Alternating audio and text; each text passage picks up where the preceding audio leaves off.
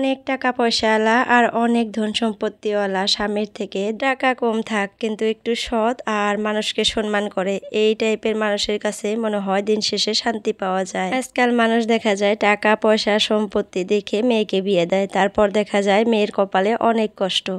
তাহলে কি হইলো, সেই গরিব বা টাকা পয়সা ছাড়া সেই মানুষটার কাছে যদি দিন শেষে মানসিক শান্তিটা পাওয়া যায় তাহলে সেটাই তো বেটার।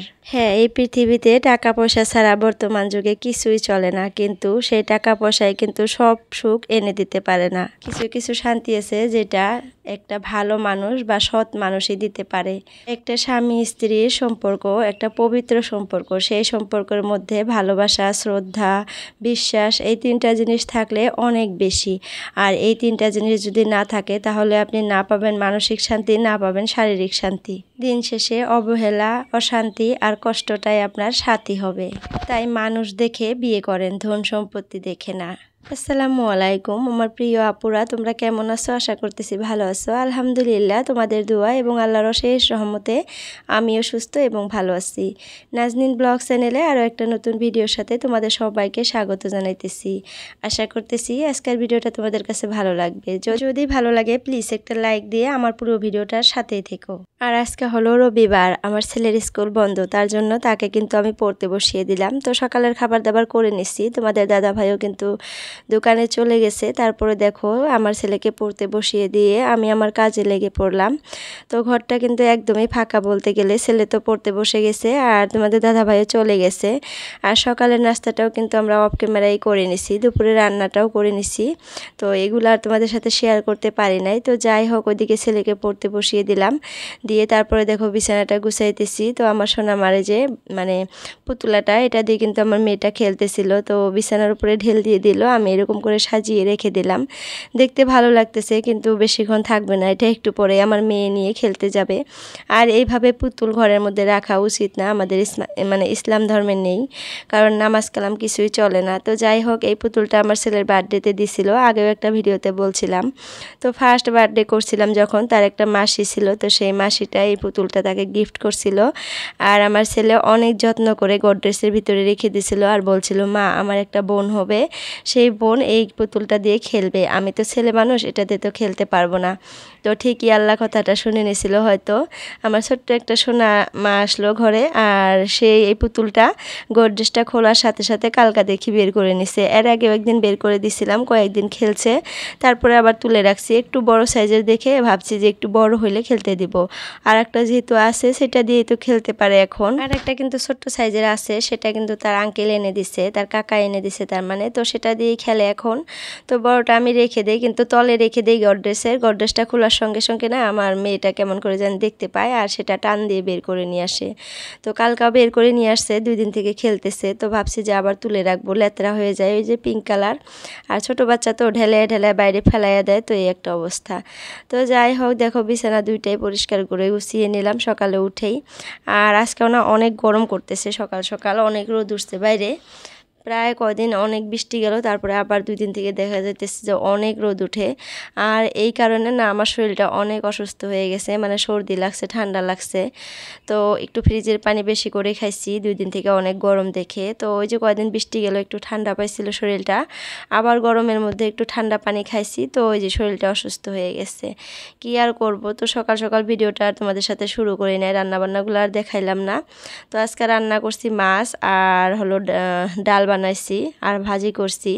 তো এটা হয়তো দেখাইতে পারবো না নাই জানি না। তো দেখো কতগুলা বাসন হয়ে গেছে, সকালের খাবারের পর রান্নাবান্নার পর দেখো কতগুলা বাসন জমা হয়ে গেছে। তো সবগুলা বাসন এখন পরিষ্কার করে ধুয়ে নেই। আর আমার ছেলেটার না এক্সাম শুরু হয়ে গেছে, সেকেন্ড ইউনিট টেস্ট, হয়তো সেকেন্ড ইউনিট টেস্টের পরের থেকেই আবার কয়দিন পর থেকে হাফ ইয়ারলি স্টার্ট হবে।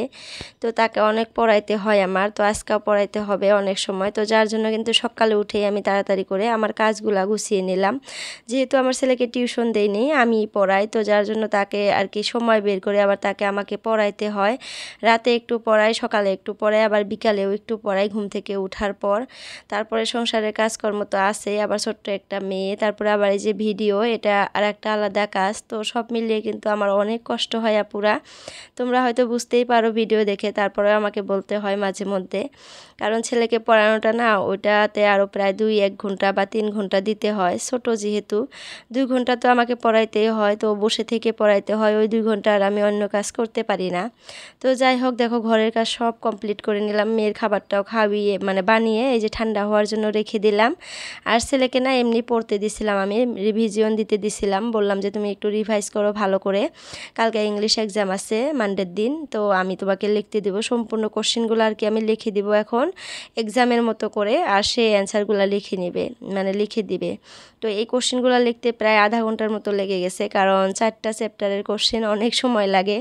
আর অনেক দিন থেকে ভালো করে লেখাপড়া যেহেতু করি না, প্রায় 8-9 বছর থেকে ছেলেকে পড়াই যে একটু একটু ওইটাই, তো লিখতে গেলে এখন একটু সময় লাগে। আগে কিন্তু মানে লেখার স্পিডটা একটু বেশি ছিল, এখনও আছে, তারপরেও কেমন জানি মানে মানে সবসময় পড়ে থাকাটা আলাদা ব্যাপার আর হঠাৎ করে লেখাটা আলাদা ব্যাপার। তো আমার কিন্তু লেখার স্পিড অনেক বেশি। তো যাই হোক তাড়াতাড়ি করে ছেলেকে কোশ্চেনগুলো লিখে দিলাম, লিখে দিয়ে তাকে অ্যান্সার লিখতে বলে তারপরে কিতাব টিতাব সব গুছিয়ে রেখে এই যে দেখো এঁঠো পানির বালতিটা পানিগুলো ফালাইয়া দিতে নিয়ে গেতেছি। তো পানিগুলো ফালাইয়া দিয়ে পরিষ্কার করে ধুয়ে নিয়ে আসি বালতিটা, আর মেশিনের ভিতরে অনেকগুলা কাপড় দিছি, কারণ এই যে আমরা গত রাতে না মানে এই যে আজকের দিনটা যে তার রাতে আমরা বিয়া খাওয়ার জন্য গেছিলাম, তো বিয়া খাওয়ার জন্য গেছিলাম যে অনেক কাপড় হয়ে গেছে, নতুন কাপড় পুরাতন কাপড় সবগুলো মেশিনে একসাথে দিয়ে দিছি। তো ধোয়া হইতেছে, তারপরে স্যান্ডেলগুলোও ধোবো, অনেকগুলো স্যান্ডেল 4 জনের স্যান্ডেল হয়ে গেছে। তো আমি কিন্তু যেখানেই যাই আসার পর সবগুলো মানে সব কিছু পরিষ্কার করে আবার ধুয়ে রেখে দেই।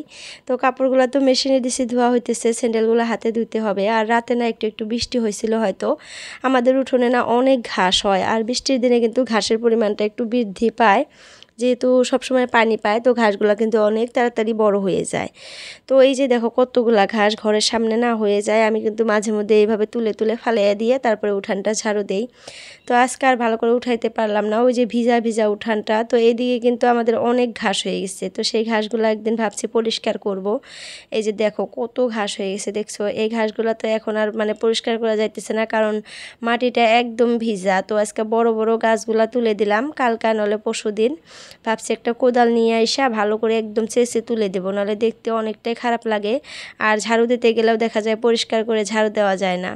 তো ঠান্ডার দিন আসলে কিন্তু এগুলো থাকে না, ঠান্ডার দিন আসলে কিন্তু কি সুন্দর পরিষ্কার হয়ে যায়। আসলে ঠান্ডার দিনের মতো দিনই হয় না, তাই না? ঠান্ডার দিনে কিন্তু সব কিছু করে মানে আরাম, খালি জাস্ট একটু ঠান্ডা লাগে যে এইটাই, তাছাড়া কিন্তু সব কিছুতেই আরাম পাওয়া যায়। তো যাই হোক উঠানটা পরিষ্কার করে ঝাড়ু দিয়ে কলপারে দেখো কয়েকদিন আগে প্রায় মনে হয় 15-20 দিন হবে আর কি, আমরা 3 যা মিলে এত পরিষ্কার করে কলপারটা ঘষে নিছিলাম একদম চিকচিকা করে। তারপরে এই যে 1 সপ্তাহ টানা বৃষ্টি গেল, আবার দেখো শ্যামলা ধরে গেছে। তো আমি কি ভাবছি জানো আপুরা, নতুন বাড়িতে গিয়ে এত বড় করে কলপার প্লাস্টার করব না, আর করলে উপরে চাল দিব, তা না হলে এত কষ্ট করতে হয়, কদিন পর পর আর কি ঘষতে হয়। আর মানে একা একা তো ঘষা যায় না, অনেক বড় কলপার, তো ছোট করে মানে বানাইলে হয়তো ঘষতে পারতাম একাই। তো যার জন্য ভাবছি ছোট করে বানাবো, জাস্ট আমার কাজের জন্য, এত বড় করে পাকা করব না, অনেক কষ্ট হয়। তো যাই হোক কলপারটা ধুয়ে দিয়ে দেখো জুতাগুলো পরিষ্কার করে ঘষে নিতেছি, আর এর মধ্যে দেখি কারেন্টটা চলে গেল, এরকম একটা অবস্থা। তো ঘষে নিয়ে বালতি ভর্তি করে পানি নিয়ে আসলাম, যখনই কাজ করতে আসবো তখনই দেখবো কারেন্টটা চলে যাইতেছে এরকম। তো জানি না কেন এরকম হয়, সবসময় কারেন্ট থাকবে, কাজের সময় দেখবো কারেন্টটা নাই। তো স্যান্ডেলগুলো সব পরিষ্কার করে ধুয়ে নিলাম, আর এই লেত্রা বেতরা স্যান্ডেলগুলো তো ঘরের ভিতরে রাখাও যায় না, আর স্যান্ডেল রাখার জন্য বাইরে কোনো ওয়ার্ডরোব নাই আমাদের, ঘরের ভিতরে আলনার ভিতরে আমি রেখে দিই, হয়তো তোমরা দেখছোই। তো ভাবছি নতুন বাড়িতে গেলে সুন্দর করে একটা ওয়ার্ডরোব বানিয়ে নেব, স্যান্ডেল মানে জুতাগুলো রাখার জন্য বারান্দার মধ্যে রেখে দেবো, 3 থাক দিয়ে বানাবো একটু বড় করে, ছেলে মেয়ে আমার সবার জুতাগুলো সেখানে সুন্দর করে মানে সাজিয়ে রেখে দেব। তো ওইটা ভাবছি, তো নতুন বাড়িতে গেলে আমাদের কয়েকটা জিনিস আর কি কিনতে হবে, এখনই আর কি যাওয়ার পরপরই কিনতে হবে। সে 3টা জিনিস হলো, একটা সোফা কিনতে হবে ভালো দেখে, একটা ডাইনিং টেবিল, আর এই যে জুতা রাখা একটা র্যাক, আর একটা ভাবছি যে মেয়ের জন্য ওয়ার্ডরোব কিনবো, তো সেটা কয়দিন পরে কিনলেও চলবে, কিন্তু বর্তমানে আমাদের একটা সোফা কেনা অনেক জরুরি। বাড়িতে যাওয়ার সাথে সাথে একটা সোফা কিনতে হবে, কারণ আমাদের কিন্তু সোফা নাই। আর বাইরে যে যে সোফাটা দেখতেছো পড়ে আছে, ওইটা কিন্তু আমার শ্বশুরের, আমার শ্বশুর আব্বা বানাইছিল, তো এটা কিন্তু আমাদের বাহিরের রুমে ছিল। এখন তো সবাই মানে বাবার বাসা থেকে সোফা দিছে, তো সেই সোফাগুলাই ঘরের মধ্যে রাখছে, তো ঘরের মধ্যে একটু জায়গা নাই, তো এরকম করে বাইরে রেখে দিছে।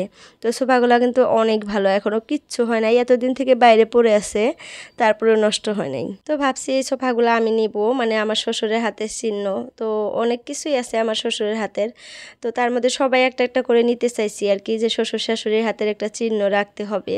অনেক জিনিস ছিল, অনেক জিনিস মানুষকে দিয়ে দিছি আমরা। আমার শ্বশুরের হাতে অনেক পুরাতন জিনিস ছিল, একটা করে রুমে 3-4টা করে চৌকি ছিল, আলনা ছিল, টেবিল ছিল, কারণ আমার শ্বশুর আগে অনেকগুলা জাগির পালতো। আগের দিনে কিন্তু মানুষের বাড়িতে থেকে থেকে আর কি পড়াশোনা করতো। তো আমার শ্বশুরের মানে ভাইয়ের বেটি, বোনের বেটি যত আসছিল সবাই বলে এখানে এসে আর কি পড়াশোনা করছে। তো অনেক চৌকি, অনেক আলনা, অনেক টেবিল ছিল, মানে সবার জন্য একটা করে টেবিল, একটা আলনা আর একটা মানে চৌকি দেওয়া ছিল। তো ওইগুলা মানুষকে দিয়ে দিচ্ছে, ওইগুলা তো আর এখন মানুষ আর কি ইউজ করে না চৌকিগুলা। তো আলনাগুলাও একটু কেমন জানি হয়ে গেছিলো, মানুষ নিয়ে গেছে গা টেবিলগুলাও। তো আমাদের বাড়িতে আগে অনেক জিনিস ছিল, যখন আমি নতুন বিয়ে হয়ে আসছিলাম অনেকগুলা, মানে একটা রুমের মধ্যে হসপিটালের মতো ছিল, আর সেই রুমটা সবাই বলতো যে হসপিটাল, মানে অনেকগুলা মানে চৌকি ছিল তার জন্য।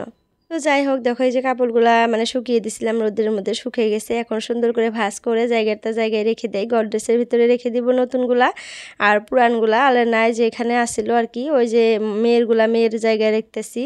আর এগুলা কিন্তু নতুন কাপড়, আমি পরছিলাম, ছেলের বাবা সবাই পরছিল, তো সবগুলা তুলে তুলে একদম গডরেজের ভিতরে রেখে দেবো, যেহেতু শুকিয়ে গেছে। আর বাইরে তো ওরকম করে রাখাও যায় না নতুন কাপড়, আর রাখার জায়গাও নাই।